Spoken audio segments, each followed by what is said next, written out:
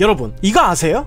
흑사병과 함께 인류 역사에서 최악의 전염병으로 알려진 스페인 독감이 스페인에서 일어나지 않았다는 사실 말입니다. 1914년 6월 28일 보스니아의 수도 사라예보 하늘에 두 발의 총성이 울려 퍼졌습니다. 당시 19살의 세르비아 청년이 사라예보를 방문 중이던 오스트리아 황태자 부부를 향해 방화쇠를 당긴 것이죠. 황태자 부부는 총성이 울린 지 불과 15분도 지나지 않아 숨을 거두게 됐고, 이것은 곧 제1차 세계대전의 도화선이 됩니다. 분개한 오스트리아가 세르비아에 선전포고를 하면서 유럽 각국은 전쟁의 포화에 휘말리게 되며 이후 바다 건너에 미국까지 가담하게 되죠. 1914년 7월부터 1918년 11월까지 약 4년 동안 계속된 전쟁으로 인해 수많은 젊은이들이 목숨을 잃었는데, 이 기간 동안 탱크, 잠수함, 기관총, 독가스 등 수많은 새로운 무기들이 등장했습니다. 하지만 인류는 자신들이 개발한 살상 무기보다도 더 치명적인 새로운 적의 공격을 받게 됩니다. 1차 세계대전 말기인 1918년 한 젊은이가 프랑스 전선에 배치됐죠. 하지만 총 한 방 제대로 써보기 전에 보이지 않는 적의 공격을 맞고 쓰러졌습니다. 처음엔 대수롭지 않은 감기라고 생각했습니다.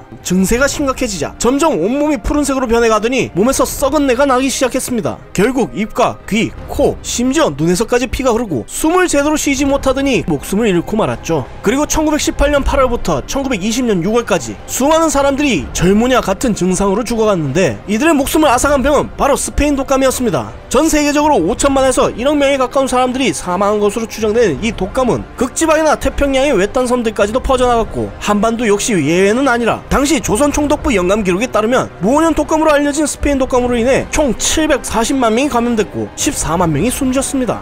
이 독감의 특이한 점은 바로 전체 사망자의 99%가 65세 이하의 청장년층이고, 사망자의 절반이 무려 20세에서 40세의 건강한 어린이였다는 사실입니다. 가장 면역력이 왕성하다고 알려진 시기에 사람들이 사망했던 것이죠. 그 이유는 바로 이 면역력 때문이었습니다. 보통 인플루엔자 바이러스의 치사율은 0.1% 미만에 불과합니다. 그리고 대다수의 바이러스가 몸의 면역체계를 무력하게 만드는 반면에 이 스페인 독감 바이러스는 특이하게도 면역체계로 하여금 과민한 반응을 보이도록 유도했습니다. 그래서 환자들은 체내에서 바이러스를 몰아내기 위해 생긴 면역 반응으로 인해 과다한 수분을 방출하게 되고, 몸 안에 품고 있던 수분 때문에 익사하게 되는 셈이죠. 이 현상의 이름은 바로 사이토카인 폭풍입니다. 사이토카인 폭풍은 우리 몸의 면역 기능을 관장하는 신호물질인 사이토카인과 면역세포들이 과다하게 반응하여 이로 인해 오히려 다발성 장기 부전과 같은 치명적인 결과를 낳게 되는 경우를 말합니다. 한마디로 강한 면역체계 때문에 사망하는 아이러니한 상황이 발생하는 것이죠. 이 때문에 이 특이한 독감은 다른 인플루엔자 바이러스와는 달리 면역이 강한 젊은 층에서 20%의 높은 치사율을 나타낸 것입니다.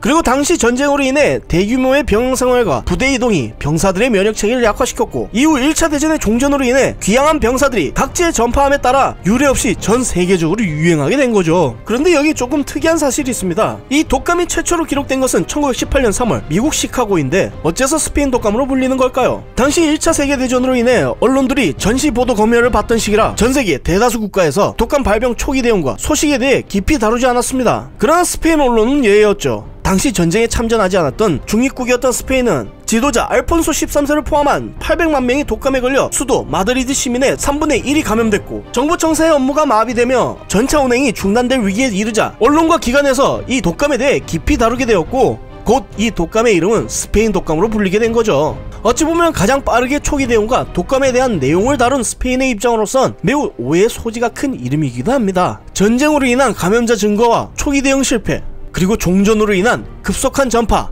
이런 모든 상황들이 맞물려 지금까지 알려진 전염성 질환 중 단기간 내에 흑사병을 능가하는 사망자 숫자를 기록한 유일한 질환으로서 세계 최고의 기록을 보유한 이 스페인 독감의 사례는 우리 인류가 끝없이 싸워야 하는 질병과의 전쟁에서 두 번 다시 반복되지 않도록 배워야 할 역사가 아닐까요? 부디 이 영상을 보시는 분들은 다 건강하시길 바랍니다. 몰라도 상관없는 지식 몰상식, 다음 시간에 좀 더 재미난 이야기로 찾아뵙겠습니다. 감사합니다.